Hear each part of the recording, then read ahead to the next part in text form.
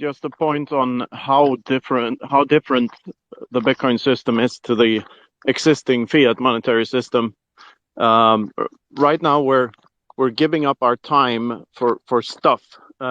Anyone in the fiat hamster's wheel is giving up their time for stuff, and Bitcoin is literally the inverse of the incentive-wise of what we're living in now. So in the future, we'll all give up our stuff for more time. So when you say that you buy property with Bitcoin, that's cool, but I suspect that more and more people will buy Bitcoin for property, since property is the shitcoin here and not Bitcoin. So we're headed towards a world in which consumerism disappears, and we get to this.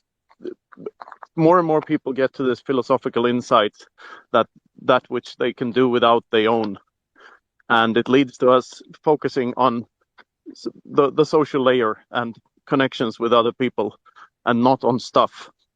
And I find this truly beautiful. Yeah, Knut, one of the things that I think Go ahead. this would be helpful is house prices measured in the fiat currency will still continue to go up, and a lot of people will be fooled to believe that it's working. But measured against Bitcoin, they're going to fall to the utility value. It's two completely different systems, and I know you know that. But when you look at network effects, and when you look at what's happening, kind of from watching businesses, many businesses think, okay, I'm going to do it all in all markets right away. But the network effect is actually it spins locally first, and that makes sense because locally, you more businesses that are accepting Bitcoin attract more people that are using Bitcoin, and you start to use it more and more, and you start to realize, why am I in this other system? But why early in that network effect before because remember how early we are in Lightning and how early we are in the stuff that's coming. That didn't exist in Bitcoin. And so we're very early in that process.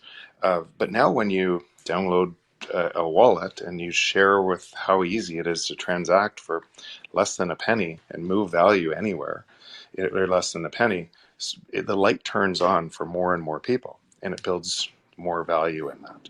Now, as more clusters of business in different regions start to take that value, it just explodes as more people start to build onto that.